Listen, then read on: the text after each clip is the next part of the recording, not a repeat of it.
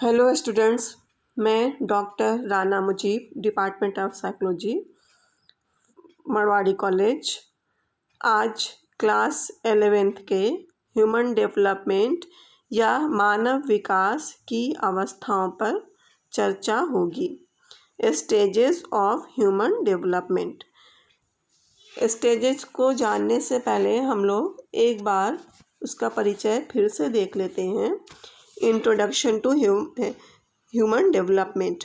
Development means a progressive series of changes that occur in orderly, predictable pattern as a result of maturation and experience. Development is continuous process from conception to death. Developmental psychology is concerned with the scientific understanding of age related changes in experience and behaviour. चलिए अब हम देखते हैं कि इसके stages में कौन कौन से अवस्थाएं आती हैं। तो सबसे पहले हम लोग ये देखते हैं कि मानव विकास की अवधि बच्चे के गर्भधारण यानी प्रेगनेंसी पीरियड से लेकर मृत्यु पूर्व तक होती है। प्रेगनेंसी पीरियड से लेकर जब तक कि व्यक्ति की मृत्यु नहीं हो जाती है उस समय तक मानव विकास होता रहता है। ये निरंतर चलने वाली प्रक्रिया है। आए समझ में? पूरे जीवन काल के इस क्रमिक विकास में कई अवस्थाएं आती हैं और ये अवस्थाएं मानव विकास के रूप और गति को बताती हैं जो कि एक समान नहीं होते हैं। गर्भावस्था के दौरान शारीरिक आकार बहुत तेज़ी से बढ़ता है, लेकिन जन्म के बाद मानसिक तथा बौद्धिक क्षमताओं और संज्ञानात्मक विकास में वृद्धि एक औसत से होती है। परिपक्वता के बाद की अवस्थाओं में शारीरिक और कई मानसिक क्षमताओं का हानि भी होता है। तो अब हम लोग देखते हैं कि मानव विकास को कितने तरह से बांट सकते हैं। तो सबसे पहले मानव विकास को मुख्य रूप से दो भागों में बांटा जा सकता है। एक है जन्म से पहले की अवस्था, जिसे जन्म पूर्व की अवस्थाएं कहा जाता है, प्री नेटल स्टेजेस, और दूसरा होता है जन्म के बाद की अवस्थाएं, पोस्ट नेटल स्टेजेस। अब हम लोग यह देखते हैं कि जन्म की पूर्व की अवस्थाएं किस तरह की होती हैं। तो यहाँ भी जन्म पूर्व अवस्थाओं को 3 भागों में बांटकर बताया गया है। ए है जर्मिनल पीरियड, बीजावस्था जिसे कहा जाता है। यह प्रेगनेंसी की सबसे शुरुआत की अवस्था होती है। इसका ड्यूरेशन या अवधि गर्भाधान से लेकर 15 दिनों तक का माना जाता है।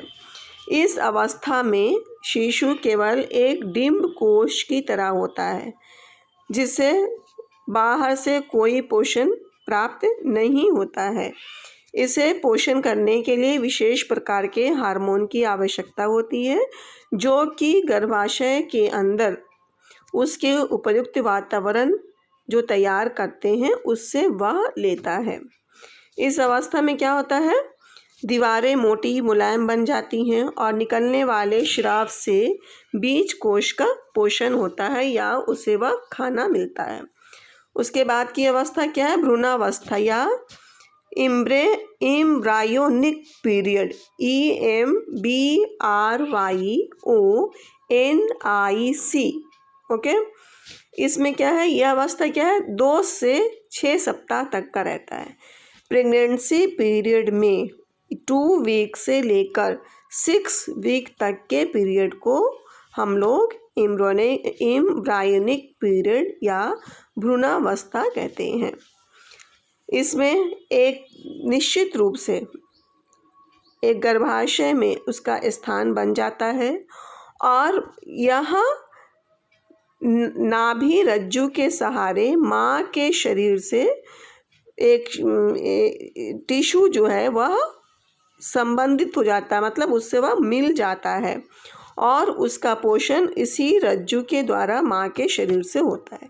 कहने का अर्थ क्या है कि जब टिश्यू 2 से 6 सप्ताह का हो जाता है तब उसका ग्रोथ माँ के खुराक से, माँ के खाने से होने लगता है। नंबर 3 क्या है? लास्ट अवस्था इसकी है अंतिम गर्भावस्था या फेटल पीरियड जिसको कहा जाता है। यह दूसरे महीने से लेकर के जब तक के न्यूबॉर्न बेबी जन्म नहीं ले लेता यह अवस्था होता है। इस अवस्था को गर्भस्थ शिशु की अवस्था भी कहा जाता है, जो कि 9वें महीने के अंत तक चलता रहता है।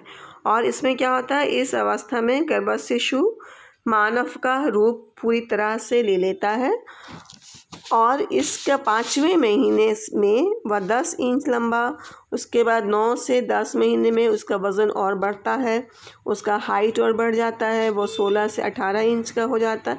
इस तरह से हम देखते हैं कि यह अंतिम गर्भावस्था में एक टिश्यू जो है एक जो बीजावस्था से जो बढ़ता चला जाता है वह पूर्ण रूप से एक शिशु का रूप ले लेता है और उसके बाद उसका जन्म होता है।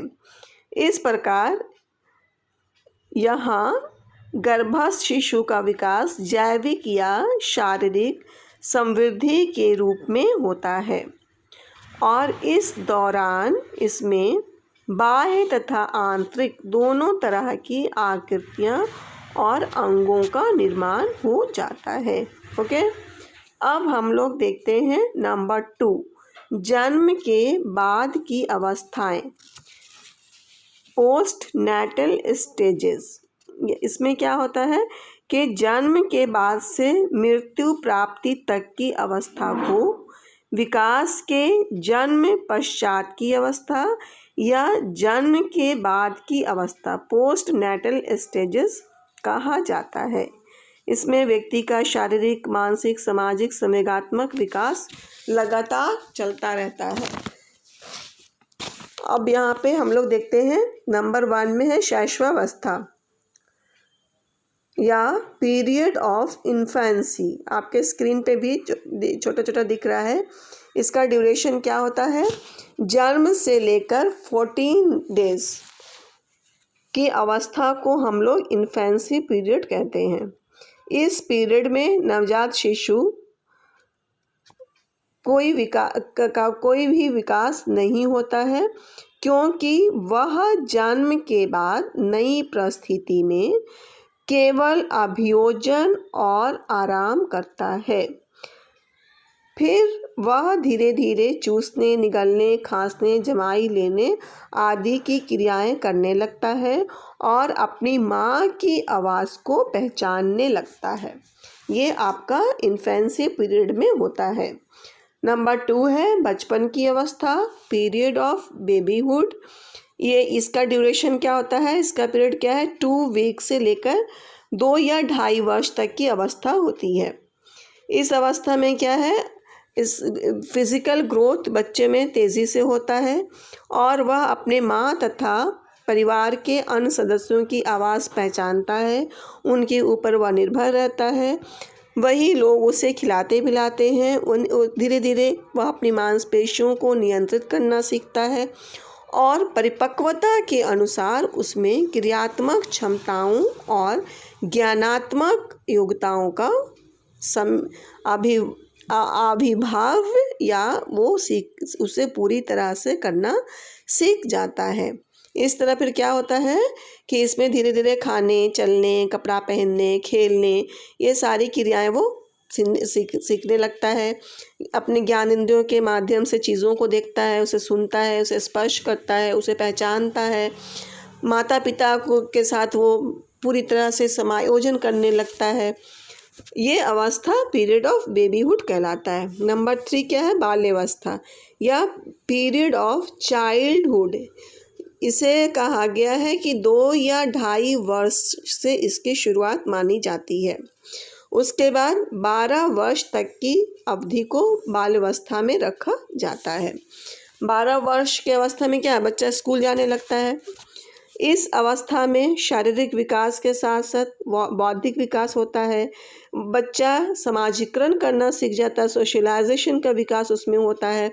ख़ास करके 5 ईयर्स से 11 ईयर्स तक की अवस्था बच्चे की शिक्षा प्रारंभ करने और समूह में खेलने कूदने की अवस्था होती है।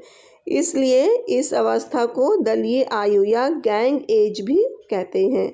भाषा का विकास इसमें होता है। मानसिक विकास तेज़ी से होने लगता है। इस तरह से 7 से 11 ईयर्स के आयु में उनमें सोचने की सलाहियत हो जाती है, तार्किक विचार वो करने लगता है, लॉजिकल थॉट्स करने लगता है। इस तरह से इस अवस्था के बच्चों में सामाजिक तथा नैतिक ज्ञान के साथ साथ आत्मबोध भी विकसित हो जाता है। सेल्फ कंसेप्ट भी उनके अंदर आ जाता है। वो सोचने लगते हैं कि क्या अच्छा है, क्या बुरा है, मतलब उनमें पहचान आने लगती है अच्छे और बुरे की। वह अनुभव करना सीख जाते हैं। अब हम लोग देखते हैं 4th, किशोरावस्था। किशोरावस्था को 3 भागों में बांटा गया है, 3 स्टेजेस है। किशोरावस्था 13 ईयर्स की आयु से शुरू होता है, जो कि 21 ईयर्स तक चलता रहता है। इसमें किशोरावस्था में बचपन और जवानी के बीच की अवस्था को कहा जाता है। इसे 3 भागों में बांटा गया है। ए में है या नंबर 1 पूर्व किशोरावस्था, पीरियड ऑफ प्री एडोलेंसेस। ये क्या है? इस अवस्था में लड़के और लड़कियों के शारीरिक एवं संवेगात्मक विकास की उम्र में फ़र्क होता है। अक्सर लड़कियों में पूर्व किशोरावस्था 11 से 13 वर्ष की आयु में शुरू होता है और लड़कों में यह अवस्था 1 साल बाद से स्टार्ट होता है, यानी 12 वर्ष की आयु से प्री एडोलेंस एज को माना जाता है लड़कों में, और लड़कों में यह अवस्था करीब करीब 1 साल के बाद आता है। यह बच्चों की स्कूली अवस्था होती है। इस आयु में बच्चों का मानसिक विकास होता है, बौद्धिक विकास की शुरुआत हो जाती है, जिसमें बच्चों में घबराहट होती है, संकोच होता है। इसलिए इस अवस्था को कुछ मनोवैज्ञानिकों ने निषेधात्मक अवस्था या निगेटिव स्टेज भी कहा है, क्योंकि इस अवस्था में एक बच्चे में द्वंद्व की स्थिति पैदा होती है। वह समझ नहीं पाता है कि उसके अंदर यह किस तरह का शारीरिक विकास है, बौद्धिक विकास है, इसीलिए इसे निगेटिव कहा गया है। उसी का नंबर 2 है प्रारंभिक किशोरावस्था, पीरियड ऑफ अर्ली एडोलेंसेस। ये बीच की अवस्था है। यह अवस्था 13 वर्ष से लेकर 13 ईयर्स से लेकर 17 ईयर्स तक की आयु को माना जाता है। इस स्टेजेस में या इस अवस्था में शारीरिक और मानसिक विकास में पूर्णता या मैच्योरिटी आ जाती है।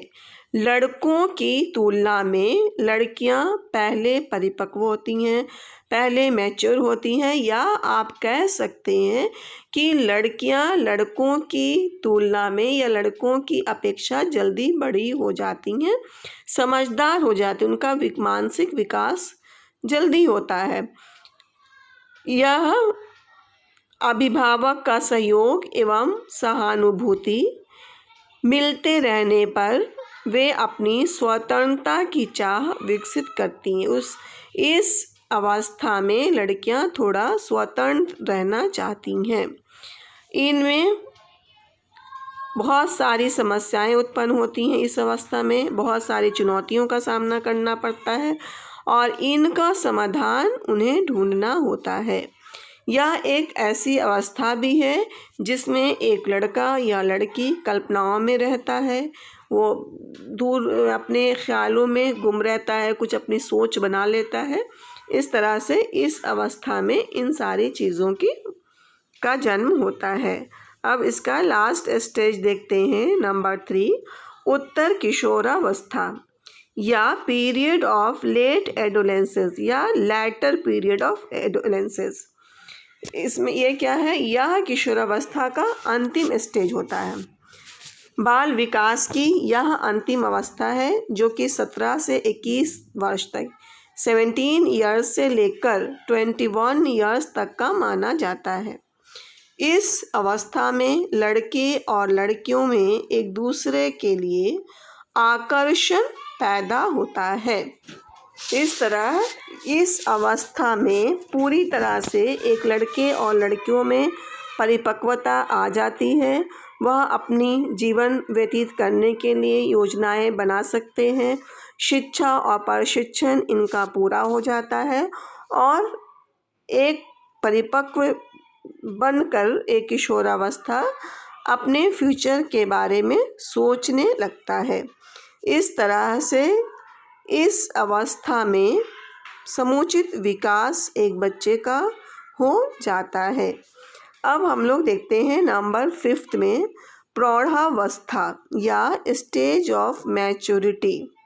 यह किशोरावस्था के बाद की अवस्था है। इसमें पूरी तरह से मैच्योरिटी आ जाती है, परिपक्वता आ जाती है। इसलिए लगभग 21 ईयर्स से 35 ईयर्स के बीच की अवस्था को प्रौढ़ावस्था कहा गया है। इसे भी कुछ मनोवैज्ञानिक 2 हिस्सों में बांटते हैं, एक प्रारंभिक प्रौढ़ावस्था, एक अंतिम प्रौढ़ावस्था। तो यह प्रारंभिक प्रौढ़ावस्था कहलाती है जो कि 21 ईयर्स से लेकर 35 ईयर्स के बीच का होता है। इसके बाद उत्तर प्रौढ़ावस्था भी उत्तर प्रौढ़ावस्था कहा जाता है। यह प्रारंभ होती है जो वृद्धावस्था के पूर्व तक चलती रहती है। मतलब जो ओल्ड होने के पहले तक की जितनी अवस्थाएं गुजरती जाती हैं, जो स्टेजेस से हम पार होते जाते हैं, वह उत्तर प्रौढ़ावस्था कहलाता है। यह अवस्था सर्वाधिक उत्तरदायित्वपूर्ण होता है, रिस्पॉन्सिबल होता है। यानी इस अवस्था में ही एक व्यक्ति अपना पूरा जीवन व्यतीत करता है। अब लास्ट स्टेजेस है वृद्धावस्था या ओल्ड एज। यह मानव जीवन की अंतिम अवस्था होती है। यह जीवन का अंतिम पड़ाव भी कहलाता है। इस अवस्था में व्यक्ति विभिन्न प्रकार की समस्याओं तथा परेशानियों का शिकार रहता है। विशेष रूप से वह अपने शारीरिक स्वास्थ्य को लेकर अधिक परेशान रहता है। इन समस्याओं, इनके समाधान तथा समायोजन के संबंध में वह सोचता रहता है। इस तरह से हम लोग देखते हैं कि वृद्धावस्था में अधिकतर व्यक्ति भगवान की ओर मुड़ जाता है और वह प्रार्थना प्रेयर करने लगता है। शारीरिक रूप से भी वह अनहेल्दी हो जाता है। इस तरह से हम लोगों ने स्टेजेस ऑफ ह्यूमन डेवलपमेंट देखा, जिसे आपको स्क्रीन में भी शॉर्ट में उसका एज मैंने बता दिया है, कितने ईयर से कितने ईयर तक का कौन सा स्टेजेस कहलाएगा। आज का क्लास यहीं तक। Okay, thank you.